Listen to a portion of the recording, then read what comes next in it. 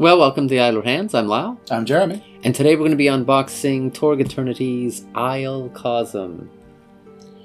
And I'm drawing a blank. They give all of these boxes a different name. So it's the box... the Bishop box is actually the next one that's coming. There's Cyber Papacy. But, yeah, here it is. The Aysle box. Now, Aysle is the fantasy realm, or the fantasy cosm of Torg. So, just briefly for people, this is your first Torg video that you've ever seen, not familiar. Torg is the role-playing game where Earth is being invaded by different realities.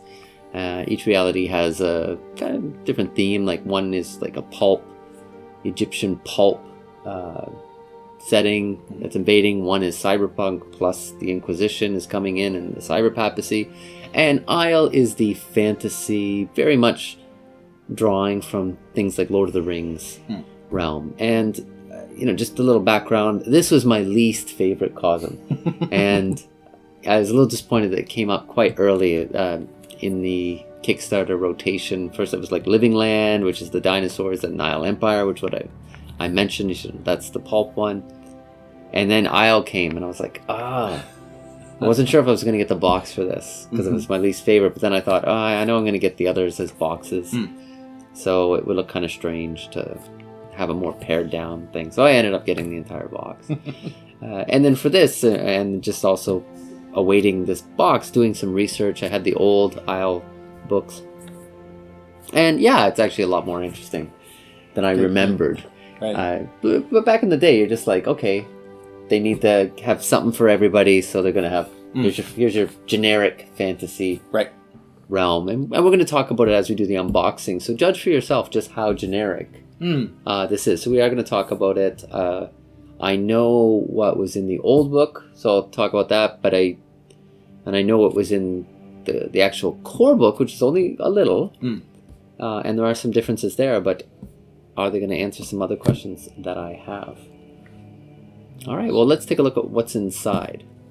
A little bit more of the cover. These are Kickstarter only exclusives, so they don't really have to put in any information. There's nothing on the back other than they're going with the box, the wooden box or crate motif here. Yeah, the Torg, their tagline is the storm has a name, so they've definitely been making a lot of use of the lightning. All right, but yeah, it is kind of, I didn't notice with the other ones, but probably they didn't. I mean, they just have Torg Eternity, and they don't have anything about Aysle. I guess you're just supposed to. Yeah, I think it's the same with the other boxes as well. Yeah. Crates. And maybe part of the design. And I'm going to open this up and it's going to be Torg Eternity, the core set. It's like, what? Yeah. All right. That'll be a disappointment. All right. These have just for the Kickstarter. It's done by Ulisses. I think that's a better way to pronounce it. It's a German company originally, and then Ulisses North America does Torg, some other things that they do. They're English language stuff.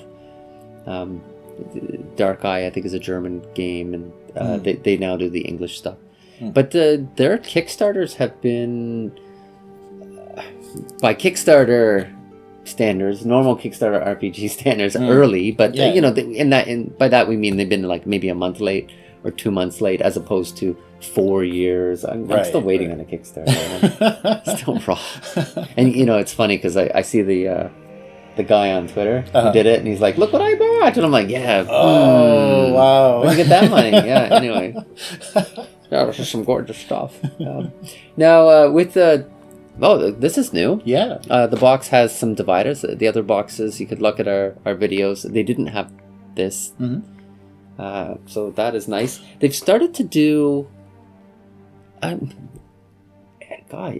think with the cosm sets. Yes. They've had little novels. So they had a Living Land novel. It was good. It's a nice way to introduce you to the setting. And then the Nile Empire one, which I haven't gotten around to reading. And great. Wow, that's actually pretty thick. Wow, that's thicker than the other ones. Cracking Tales. Okay, I thought they were using that name just for Nile Empire, because you think like, cracking, right. whatever. Oh, all right, but we're sticking with that. Yeah, it's all the right. Cracking Tales series. All right. The Living Land, which was thinner, it was just one story. So some classic stuff that they reprinted. Actually, the story with the Aysle. I keep wanting to say Aysle Empire. Why do I want to say that? But anyway, Aysle. Right. Aysle is, and one thing about Torg is different areas of Earth have been invaded. Not the entire Earth, and the places that haven't been invaded are called core Earth. But, for example, the Living Land is in North America. Nile Empire, as I alluded to before, is in Egypt and the surrounding areas, and other parts of Africa and the Middle East. And Aysle is in the British Isles and Scandinavia. And that's a carryover from... That hasn't changed. In some cases, the realms have moved. Whereas, right. The techno demons, Tharkold, have moved from Los Angeles to Russia. Sure, spread it out. Right. Spread the wealth. Yeah. And Orosh has moved more to India, where it wasn't part of India so much in India before. Yeah. But this has pretty much changed. And it really, looking at it, I hadn't seen the parallels or the strong Lord of the Rings inspiration before, but then I'm looking at it, and what you have is each realm has a High Lord. And in this case, the High Lord's name is Uthorion. Pretty fantasy-esque. Yeah. Right. And it turns out he's actually was like an assistant or a disciple of the head High Lord called the Gaunt Man from another realm, the Orosh, the horror realm. So there I saw like comparisons to like Morgoth and Sauron. Right. So this guy is like Sauron, and he's invaded this realm called Aysle. First, so he comes from another realm to invade Aysle, this fantasy realm. And then they have somebody who I think is like Galadriel, but like Lady Ardinay. And she's got a knight protector, Torwin, who's a woman. And I actually was telling you before, I knew in the new version, it was like, oh, I wonder if they gender swap that. And Torwin, of course, Lady Ardinay, she's pretty iconic. I knew she was a woman from before, but I couldn't remember the Knight Protector. But no, he was actually a woman in the original one as well. And the story is pretty similar in that the Dark One comes and invades this place, and there's a classic battle between good and evil. And then Torwin, the Knight Protector, fights a dragon and gets carried off. And then Uthorion, the Dark One, he ends up taking over the body of Lady Ardinay. So people think she won, but it turns out she didn't. And then Torwin comes back, and this is not spoiling anything. Right. But the reason why I'm prompting now to talk about the story in more detail is because I guess in the original trilogy, or one of the original works of fiction that came out with the original Torg, actually spent a lot of time about the Torwin story and coming back and that. Torwin saves Lady Ardinay, and then they both kind of go into Earth. But we have good Aysle forces, and we have the Dark One's forces. So they're battling on Earth now, and of course now Earth people can help. Right.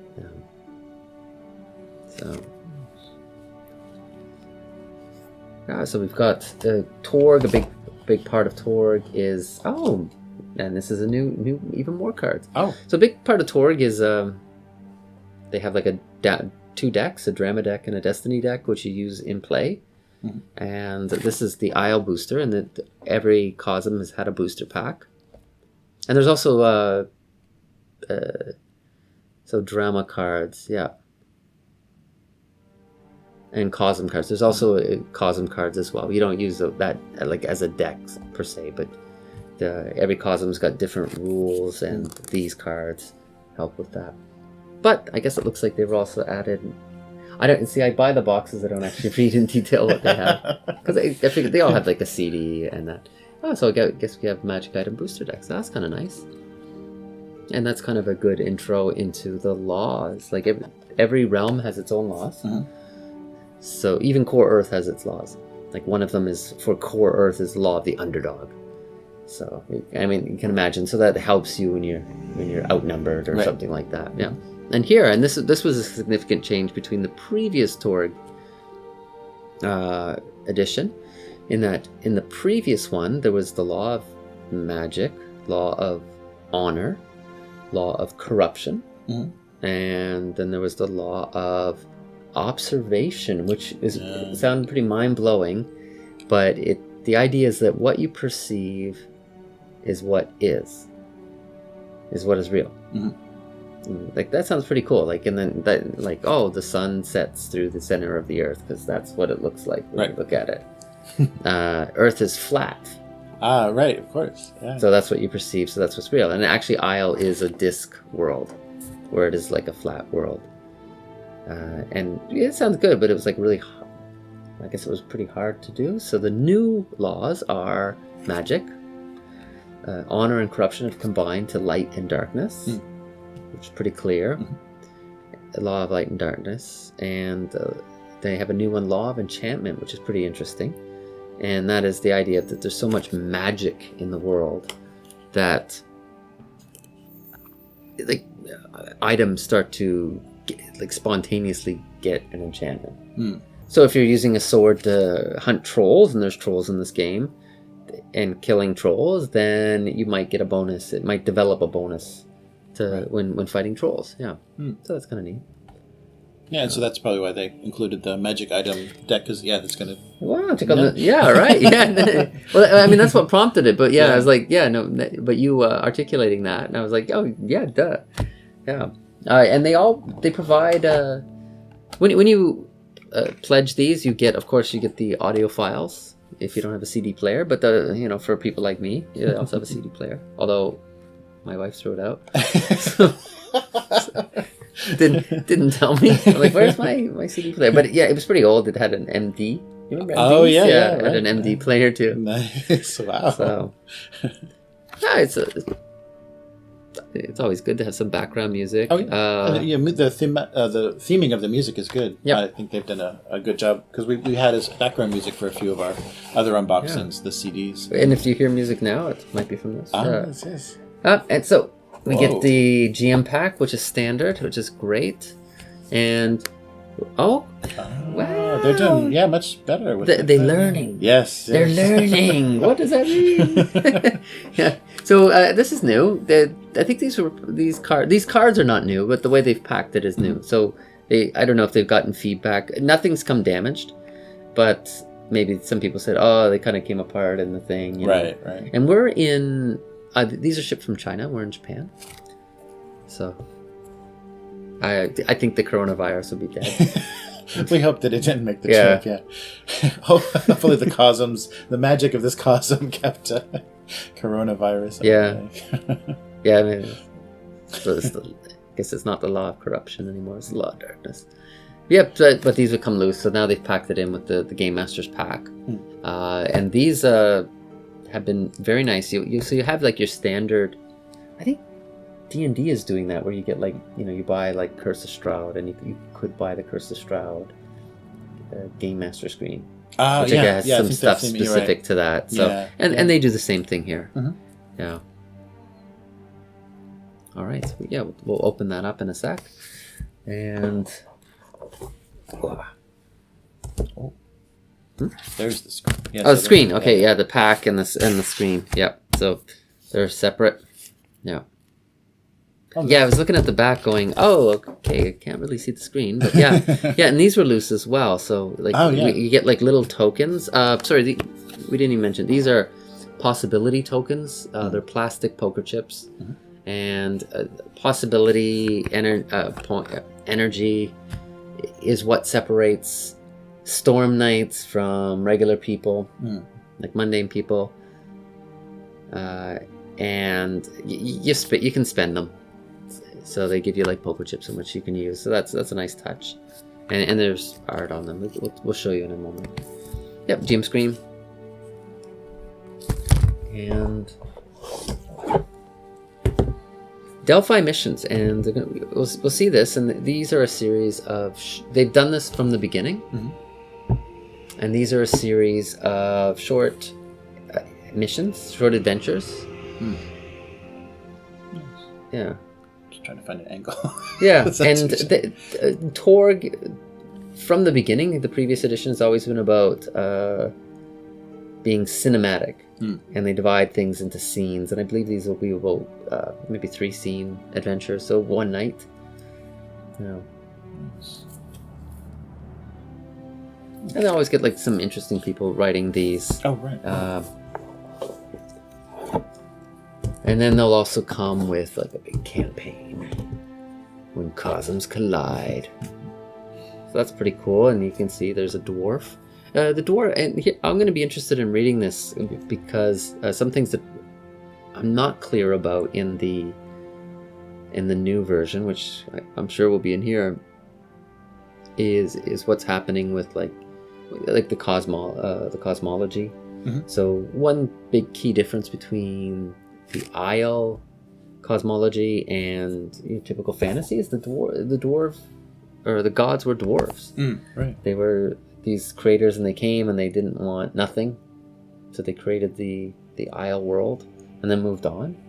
And then so the dwarves are kind of like the chosen people, but then they kind of have the same history as you would in a typical fantasy. In other words, they're driven underground, and humans are the dominant species in the world. So there's a lot of secular dwarves. Yeah. It's like, why have you forsaken us, my lords? Yep. And then, oh yeah, that's right. Okay, sorry. This is the big one, and they have the Revenge of the Caradon, which is this big dragon, and we see Torwin in the cover here. And so the Revenge, I guess she comes. I guess the dragon's a she. The dragon comes back, but in the back, the setup to Aysle is this dragon carries Torwin off, but then they hear this cry. This death cry from the dragon, so they assume the dragon's dead, and Torwin was dead as well, but then Torwin came back, so I guess in this campaign. So yeah, when cosms collide, I think they were talking about that. Yeah, okay, that makes a lot of sense. When cosms collide, a 5-edit adventure clashes between the different core Earths. Yeah, wow. And that's going to be interesting to find out about the High Lords, because, and I don't know this from the core book, but Uthorion, all these High Lords had darkness devices.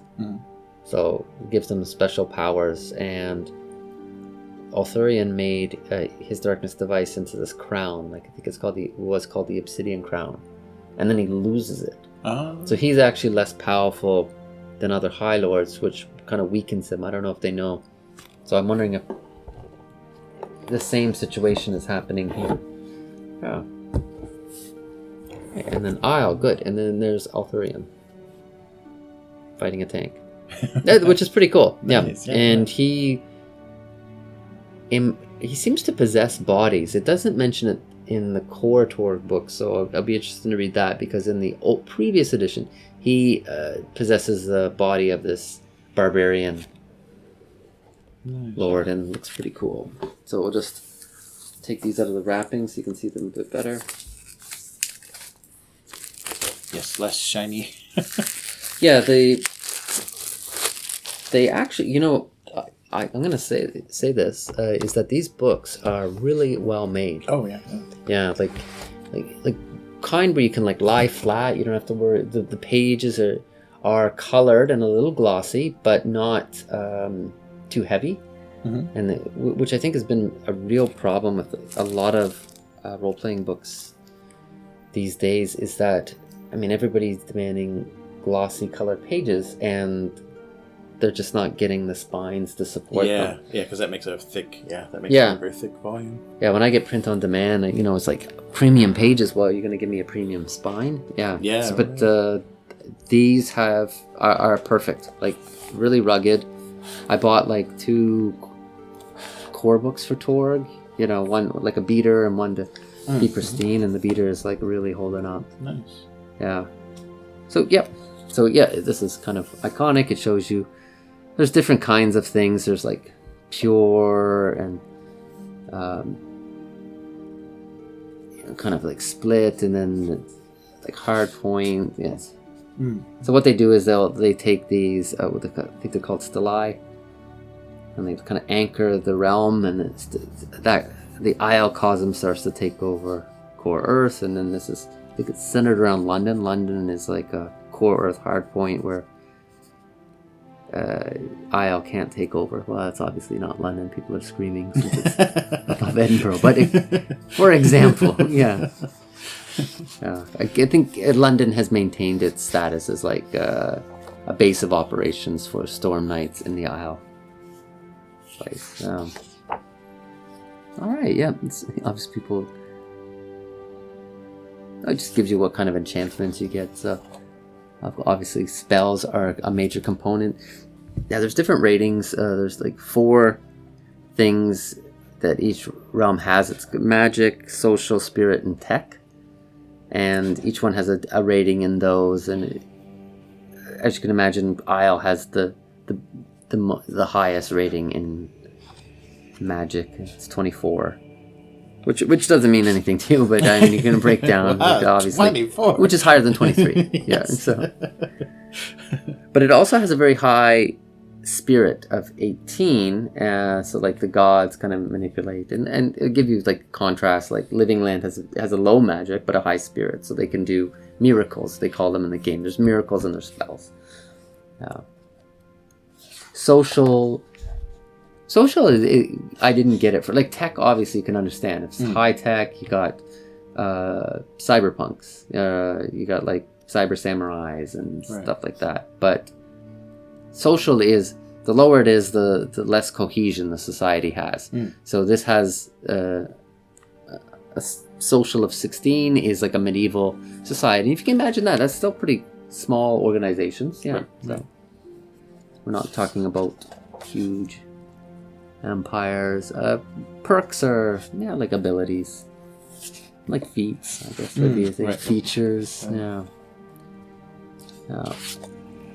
Oh, good, a nice timeline. Get there. Yeah, we're not going to be. Oh, the minor deities. So they have a pretty high spirit. So the gods play a role, and that was in the previous book as well. You can see in Ireland, and it's the same as in the previous edition. The fairies are pretty prevalent. Sweden, you've got like Norway, and that you've got like Viking raiders and that. Yeah, I think there's a lot of trolls in Helsinki or in Finland. Yeah. So it kind of each takes on its own flavor. Oh, the Alaman. What was that? Oh, gambling. No, he's just kidding. That was right-hand group of Irish King. Corsairs. Okay, it's like pirates. Okay, that's the same from the previous edition. So there's like different types of people. They don't do much with the houses, but in the previous edition they talked a lot. There's the different houses, human houses.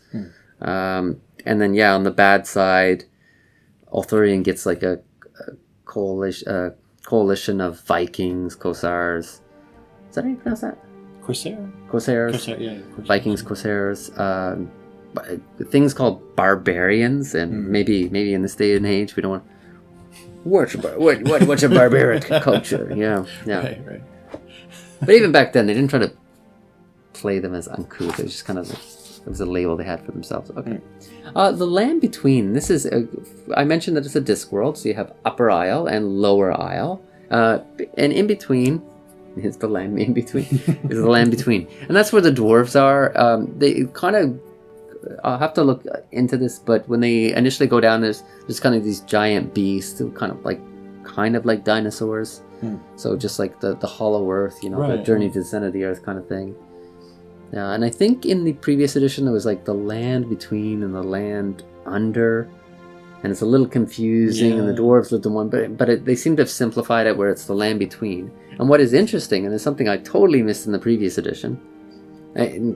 Not that they didn't have it, but I missed it, is that there's a connection between the land between and this quote-unquote underground of core Earth, which is underground, but...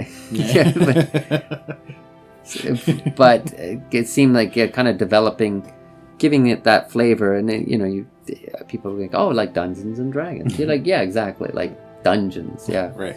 But kind of giving it a reason. So people are going, why are they always going underground? I'm like, well, they're going underground because that's the connection between the realms, and it seeps up or whatever. Yeah. Or it comes in. And they do something clever against the Norwegians where they like attack with the Vikings, and then the Norwegians are fighting off the Vikings. And then they come underground, from the underground, and surprise them. With giants and trolls. But not for the Norwegians. They didn't like that trick, but sorry, the axioms was the word I was searching for. But that's magic, social, spirit, and tech. And then the world laws, we touched on that. And you have the core ones, and then it looks like and in the books they might add some new ones. And they did the law of delving, which makes a lot of sense because they're doing a lot with underground. Law of heroes, okay. Law of legends, Okay, all right. Oh, it's gonna be cool. Reading about those. Oh. Yeah, and when you're doing something like, the Once and Future King, the Frog Princess, all right, okay, bringing those. That's nice. Yeah, that's nice, yeah. And when you're doing, and the reason why I dismissed this when it first came out is because you got fantasy, but I got D&D. Right. And of course people are screaming back in the 90s, there was other things like Rune Quest and Warhammer Fantasy Battles at the time. But still, I mean, Dungeons and Dragons is the dominant player in the fantasy sphere. So it was like, if I want to play fantasy, I'll play Dungeons and Dragons. So, they really have to carve out their own space. Right. And it looks like they're doing a good job of doing that, yeah. Oh, the Darkhold Mix Zone. I mentioned Darkhold. With Darkhold are the Techno Demons. And I think every cosm, there's good people that come from the cosm as well. And in Darkhold, I mean, Lady Ardinay, and Knight Protector Torwin. I mean, those are the examples of the people that are coming from Aysle. And in Darkhold, the thing called the Race. So you mentioned like Terminator, it'd be like Kyle Reese. Yeah. Kind of like those kind of people that are coming in. Yeah. The humans. They're pretty much humans. Yeah. All right. Yeah. So you get that. And I'll probably... Adventuring tools, threats, some more monsters on here. A lot. They really have these things called like Gospas, which are like plant creatures, and they can actually be pretty scary. But each realm has its own like version of them. They're like they were a gift from the head High Lord to all the other High Lords. Here you can use these abominations. I'm wondering, goblins in the old Aysle were not native to Aysle, or sorry, the old version of Torg were not native to Aysle. They were there's actually a reaction of the realm, the core Earth and Aysle, people getting deformed by that, and then they create their own like goblins, and then the goblins go back up to the other realm, to Aysle. Yeah. Oh, that's cool. Yeah, that's neat. So we'll have to do that. Troll, zombie, troll. They're really leaning into this Viking thing. There's quite a few Viking threats. Yeah, they're almost all Vikings. Yeah. Excalibur. Okay. Yeah, Eternity Shards. Yeah, they're in all the realms, so it's they kind of take on. They're part of the like really potent artifacts, and they take on kind of like characteristics of the realm. So it's kind of neat. About Excalibur, I think there was like I watched an actual play, a Torg actual play set in Aysle, and they had the Sword in the Stone. Oh, nice! Yeah, which is not Excalibur. Yeah, I know.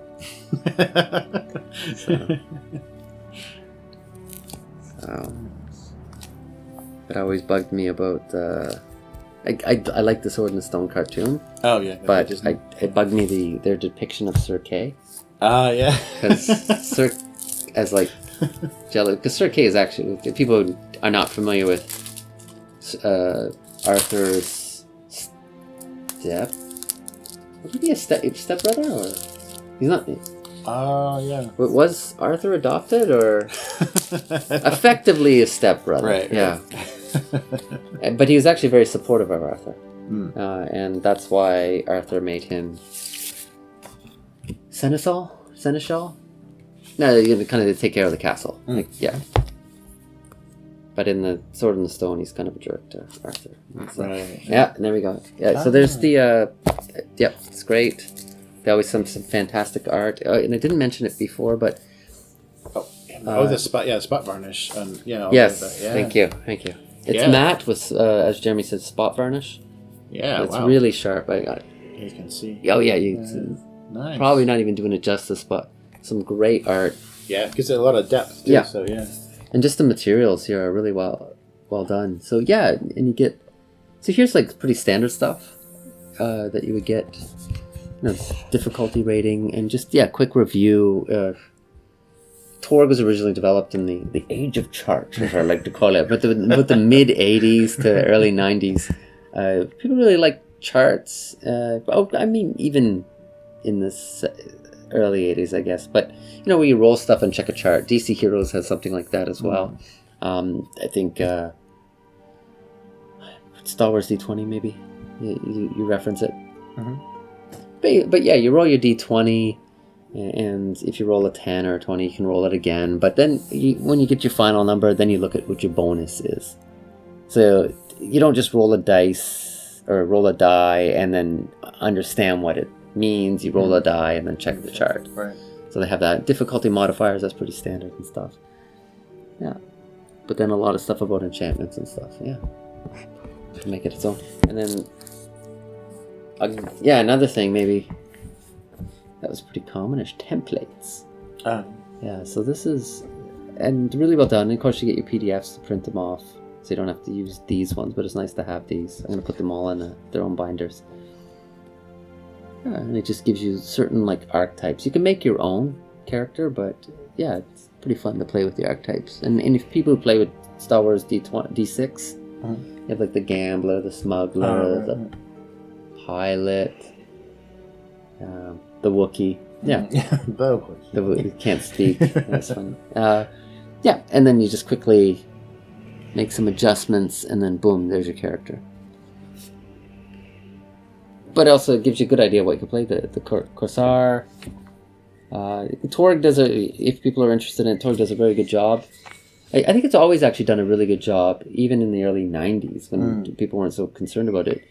But especially now, they do a really good job of showing people a mix of men and women. Mm-hmm. The Assassin. Probably in the early 90s, they didn't do an amazing job of representing different ethnicities, but they certainly are in this one. Skulls. You got a Drake for friend. Okay. Champion of the Light. Secret. They're really really committing to the Berserker. Okay, here we go. Because they also... Oh, the Cavalier. No. Oh, because they seem to also do, not only ones that are, pure Isle, but ones that are also core Earth as well. But, okay. These ones seem to be very fantasy-esque. Yeah. I'm wondering if they're actually going to do a core Earth box. Oh, yeah. Show you how the world is dealing with all of these different realms.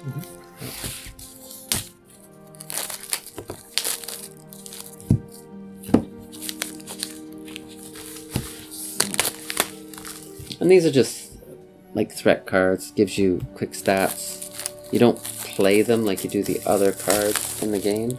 So you don't need them, but they're nice to have. Ooh. They've been providing maps.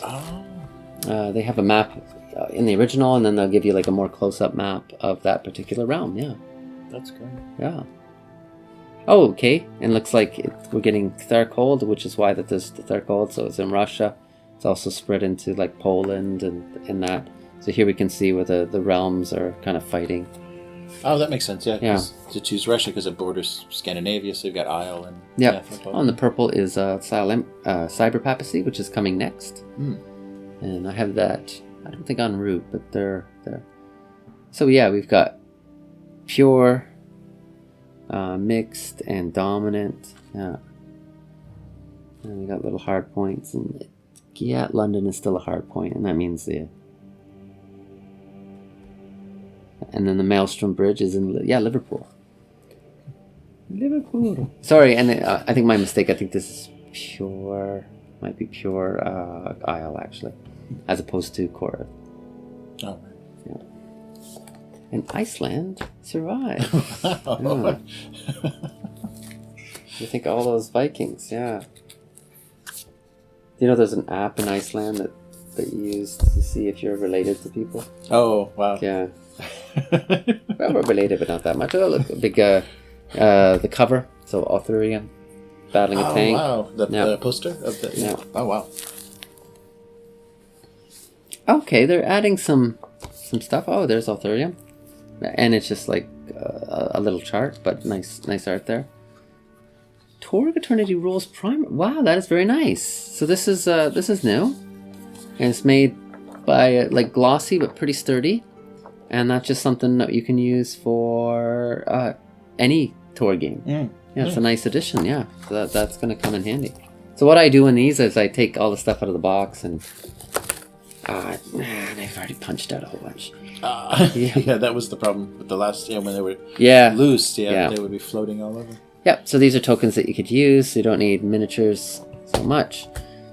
You do that. Well, I've already punched them out. But they're nice. Yeah, just like the last ones. Nice thick stock for the tokens. Yeah, and very nice printing. And each cosm has its own color. So red. It used to be a bright red. It's kind of more of a rust. I'm not a color guy, so I'm gonna. Is that burgundy or rust? Or I don't know. Yeah, it's like a rusty brown. Yeah. So it's nice. And this is the When Cosms Collide, which is again something new for Aysle. So maybe they knew there was a lot of people like me that was like, you know, people just think this is generic fantasy, so let's throw in some extra stuff. Sweeten the pot. Yeah. So, I guess. Oh, Niles Shock Trooper. So yeah, it's kind of neat, and because that's kind of the appeal of Torg is, hey, I want to play a paladin. But I had my heart set on playing a ninja. I'm really drawing a blank on being creative, but I wanted to play like a National Guardsman, and what about my gadgeteer guy I've always wanted to do? You know, it's just, okay, yeah. So, we can all do it. Have you heard of this game called Torg? Yeah. And you could, and there's a lot of power creep, and somebody go, can I play a techno demon? Play, yes, you can. But what is this wrist? I'm actually, that'll be interesting with Darkhold, is that they're actually going to have that as an option again, because as you can imagine, a techno demon, he ain't weak, or she ain't weak. Right. The power of a demon and house music. So that again, this is the Delphi missions. The Delphi Council is like a core organization. Oh, Bill Slavisek. All right. Yeah. Okay, that's a pretty big name in role playing. Yeah, that's great, and that's a big name I think in Torg history. Yeah. So that's great, and I think I remembered like when they do the campaigns, they go, hey, if you hit this, then that means we're going to get an adventure by this person. It kind of unlocks these, and they're actually names. They're not like you look and you're like, ooh, oh, okay, great, yeah. So the Delphi Council are like an organization. They kind of organize the response to all of these, the chorus response to all of these realms invading, and so they're kind of the Storm Knights work with them. Yeah. Oh, Daniel Delisle, yeah. Right. So that's nice, yeah. But it's fun. It's like a nice introduction. So I mean, if so the core set has the day one adventures, so those are also good. But some of these Delphi missions are pretty sweet. So I'm gonna do those. And here's the main Aysle campaign. So I guess the dragon is back. obviously the secret history of Caradon the dragon. And if people who are familiar with the Silmarillion, you know that Morgoth had a dragon, Glamrag, or was that the second one? Was that there's one that's the most powerful that can fly, and then there was I don't know, but sorry, but yeah, there was a dragon played a very prominent role in when Morgoth was fighting people on Middle Earth. Yeah, so that's kind of a nice throwback to that. Yeah.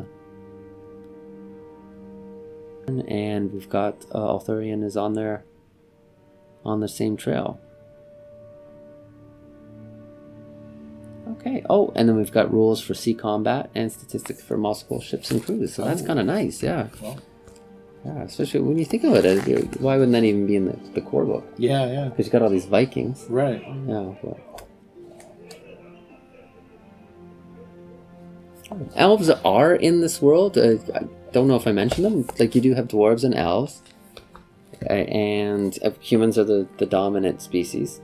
But elves don't seem to be as prominent as they are in other fantasy settings. So that's probably a deliberate choice. It's like, hey, let's make the dwarves the first one. Right. Yeah, try to set it apart a little from Tolkien. Yeah. And one thing I wanted to point out is I like the princess with the sensible shoes. I didn't see that. A little clash of cosms. Is she wearing trainers or the? Yeah, they are. Yeah. That's great. And she's wearing socks as well. Yeah, like sports socks. Nice. Yeah. Okay. Mm-hmm. That's pretty cool. I don't know if I would have gone with red. No splash of red anywhere else, but yeah. That's kind of neat. Gosh, I don't know what that is. Oh yeah. Yeah, it's nice. I mean, that's what art in a role-playing game should do. Is just make. Oh, I want to play here. Yeah. Yeah. Find out what that is. This is the Cavalier. Let me just see. Yeah, he's got army fatigues. Yeah, right. Because I was like, oh, Core Earth. And I was like, okay, so maybe there is that combination. Yeah. So he's like the British soldier plus. Oh. Did they call the Oliver Cromwell's Roundheads? Were they Cavaliers? Was that another name for them as well? I don't know. But that's it's cool. Yeah, this is one of those kind of like a sleeper cosm, I think, where you just look at, for example, something like the Nile Empire, and you get the elevator pitch. It's like Mystery Men, Pulp, Indiana Jones in Egypt with versus a big evil pharaoh. You're like, ooh, that sounds pretty cool. Mm-hmm. And then the pitch for Nile Empire is like, Cyber Vatican. Got it. Yeah. Wow, really? Yeah. It's like, cool. But this one is like, oh, well, it's like fantasy, and you're like, eh. But then, so you got to dig a little deeper to find out what's really interesting. Yeah, but it seems like they were, because of the popularity of that setting, they were kind of forced they had to include something fantasy to kind of make sure that they got all players interested. And I think that the mashup of being able to have like the Core Earth plus fantasy makes for really interesting character combinations. Yeah, and definitely it's a good point, because people are always, Shadowrun is fantasy cyberpunk, riffs, fantasy everything else. It's hard to it would have been hard for them to not do something like that. And then, there's probably a bit of a discussion is like, do we want to do something that's pretty core, traditional fantasy, and really lean into that, or do we want to do something really out there like Dark Sun?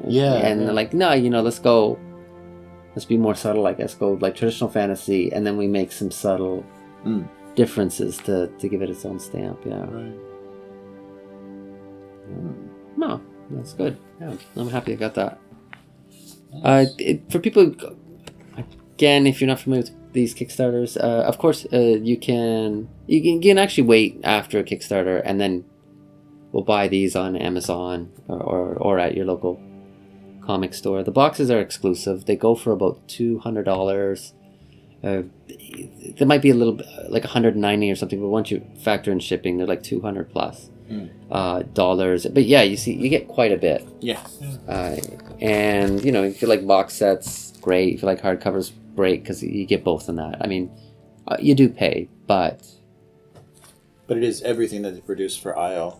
Yeah. For the system. So yeah. Yeah. So far, what they've done is they're really smart with their Kickstarters in that they don't like to roll out a new Kickstarter until they're pretty close to completion on the previous one, and they've been able to do that. Also, yeah, they don't like produce like a box set for like the Living Land, and you think, oh, you're getting everything for the Living Land, and then 6 months later, oh, we got some more Living Land stuff. Right. You know, that's not part of it. So yeah. So they're kind of trying to make, hey, this is everything for now, and yeah, so we can focus on the next realm. So yeah. Oh, and we just did talk about them. So the possibility tokens, yeah, they're just stuff you can play. They are a choking hazard. Now that's one of the possibilities. Yeah. It's choking. Is that 0 to 3? Oh. Wow. My oldest was like really noticing that how dangerous Lego was for 0 to 3, and my youngest is still in that danger zone. He wasn't too concerned about his brother. He was just noting that Lego is not for him. Yeah.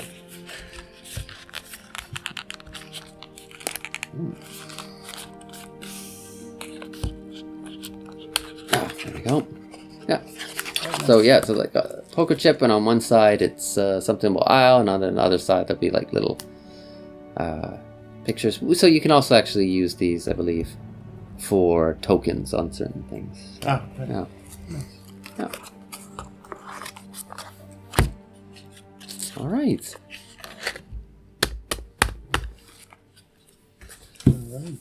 Well, that is quite a bit of stuff. So just voila.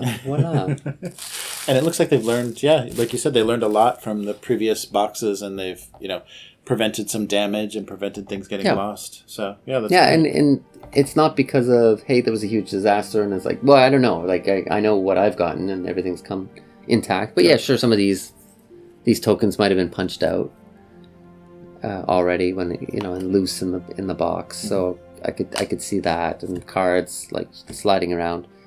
But it was always well packed. I mean, the box comes in another box. Yeah. With peanuts. Or shipping peanuts, I guess, better way to put it. So but they get the feedback, and I will say, I mean, you can argue about I mean, Torg is one of my favorite games, but you can argue who's come up with a better product. But I don't think any role-playing company has run better Kickstarters than this. They, like you said, they're getting better and better in how they're delivering the product. On time. I didn't even know this was coming. That's so good. Yeah, that's really great. And it's a product. For people who are familiar, like Torg came out very early 90s, maybe even 90, and it's very much a product of its time. So the rules definitely have a different feel than some of the games that are coming out now. So how the games kind of build on each other and copy each other, and so games are copying each other like contemporary games. So it is a different game. So certainly when you sit down with people aren't used to using cards in a game and playing cards. People aren't used to consulting charts anymore and stuff like that. So this is fantastic. I mean, I was going to sit down and make one on my own just for the people here, just so that they can have a handy reference. But no, it's great that they've included that. Yeah, it's good, and I hope people flag something else for these guys, and then then they'll insert something in the Orosh or the Pan Pacifica ones. So. Also something, just if you're late to this Kickstarter, and I think it would cost you quite a bit of money at this point, but they also have, like, you can get the previous boxes in the latest Kickstarter campaign. You can order like a nice set. One good thing about that is you'll save on shipping. Now. So kind of, oh no, maybe I should have waited 4 Kickstarters and thrown all that money in, but And they would have in a refrigerator box. You would have gotten all of your exactly. Yeah. Probably that would have been checked a lot. Yes. Yeah. So, is there a body in there? Like, what is that? Yeah. So, So, hope you found that useful. This is just an unboxing, so we didn't get into the rules in a lot of detail. Hope we gave you enough information on Aysle to tell you hey, that might be interesting. Cyber Papacy Kickstarter is finished, and that is the one that's in France and is cyberpunk plus like the Inquisition. Next up, I don't know, probably maybe Orash, the horror one, or Pan Pacifica, the one set in China and Japan. And that's like the corporations and corporate ninjas. And, and then there's also going to be Thargold coming up. And that's the Techno Demons in Russia. So, so there's 3 more to go, I think. Well, I can't imagine the Thargold box at this point. That could be pretty crazy. Techno, demonic. Crate design. That'll be interesting, the crate design. I wonder what the horror one's going to be. It's set in primarily in India, so I don't know if they'll lean into that. They used to have this one realm called it was a later edition. They were called I'm going to say Space Gods. Might be drawn I think that's Space Gods. Space Gods, yeah. And they were kind of like the Charles Van Daniken, Chariot of the Gods. Aliens came down and made the pyramids, but I hear that's problematic now. People are like, why are we minimizing other cultures? But they're like doing it for everybody. They're doing it for Stonehenge and stuff. Right. Yeah, it's not just it wasn't. But so I wonder if they're going to go. Well, maybe not. But they were actually cool. I mean, they were so finally like South America had something, and they had biotech, like really fancy biotech. But no word on that. But we'll see. Oh, and actually, there was word on a forum. I was like, well, we might make an announcement. But, but they'll be like, we worked with the people to make the chair. Yes. It's like, well, what do you think? A pyramid. I like that. Let's write that on the whiteboard. Pyramid. Yeah, we'll work with that. We didn't think of that. Yeah, that was all you, Egypt. All you. So, all right. Well, leave us some feedback on these unboxings. Are we covering the stuff that you want to see covered when you do in the unboxing? Of course, like we give you some brief information about the world or the setting or whatever, and talk a little bit about that. But is there something that we are not talking about that you would like to see talked about? Have you tried Torg? Are you happy with it? Are you ready for the next Kickstarter? Ready for the next box? And if you like this video, please like, share, and subscribe. Tell your friends. And of course, just comment. We like to hear comments. I'm going to say good and bad, but we actually don't love the bad, but we might respond to the bad. We'll definitely respond to the good. Bye. Bye.